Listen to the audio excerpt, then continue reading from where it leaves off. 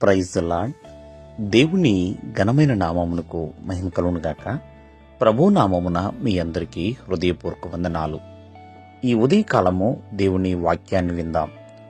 ఇర్మియా గ్రంథము 32వ అధ్యాయము 27వ వచనము. నేను యెహోవాను, సర్వశరీరులకు దేవుడను, నాకు అసాధ్యమైనదేదైనా ఉండునా? ప్రేమైన వర్లారా, భక్తుడైన ఇర్మియాకు ప్రత్యక్షమైన దేవుని యొక్క వాక్ అండి. నిజమే, ఆ దేవాది దేవుడు సెలవిస్తున్నాడు, ఆయనకి అసాధ్యమైనది ఏమీ కూడా ఉండదండి. ఈ భూమి మీద ఉన్న ఈ ప్రపంచవ్యాప్తముగా సర్వ శరీరులందరికీ కూడా ఆయనే దేవుడండి. అలాంటి గొప్ప దేవుడు, మరి ఆయనకి అసాధ్యమైనది ఏమీ కూడా లేదు. ఎందుకని ఈ మాట ఆయన సెలవిస్తున్నాడంటే, ప్రియమైన వర్లారా, తన నోటి మాట చేత ఈ సృష్టి యావత్తును ఆయన సృజించాడు. అందుకనే ఆయనకి అసాధ్యమైనది ఏమీ కూడా లేదండి.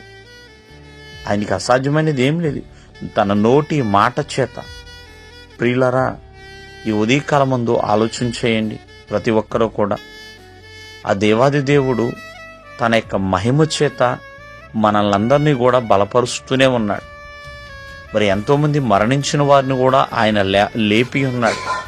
ఈ రోజున జీవ మరణములు యెహోవా వశమై ఉన్నవి. ఒక మనిషి పుడుతున్నాడన్నా, ఒక మనిషి మరణిస్తున్నాడన్నా అది దేవుని యొక్క స్వాధీనములోనే ఉన్నదండి. అందుకనే ఆయనకి అసాధ్యమైనది ఏమీ లేదు. కావున సమస్తము సాధ్యపరచగలిగిన ఆ దేవాది దేవుణ్ణి ఎల్లప్పుడూ మహిమపరచాలి, ఘనపరచాలి, విశ్వసించాలి ప్రతి ఒక్కరు కూడా. భక్తుడైన ఇర్మియాని బాలుడుగా ఉన్నప్పుడే మరి తన పని కోసమో, తన పరిచర్య కోసమో నిలవబెట్టుకున్నాడు, నడిపించాడు, బలపరిచాడు.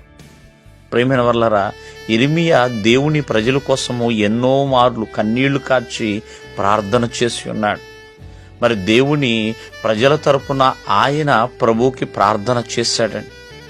కావున అటువంటి ఇర్మియాతో దేవుడు సెలవిస్తున్నాడు, దేవునికి అసాధ్యమైనది ఏదైనా ఉందా అని.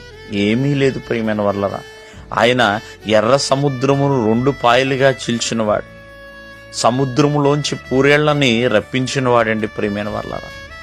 కావున మరి విద్య లేని పామరులని మరి దేవుని పనిలో బలంగా వాడుకున్నవాడు, అటువంటి జ్ఞానంతో నింపువాడు. కావున అధిక బలమును, అధిక జ్ఞానమును, అధిక ఫలింపుని, అధిక వర్ధిల్లుని, మనకి అధిక ఆశీర్వాదమును దేవుడు ఎల్లప్పుడూ మనకు అనుగ్రహించువాడు. దేవుని మిమ్మల్ని ఆశీర్వదించును గాక. ఆమేన్.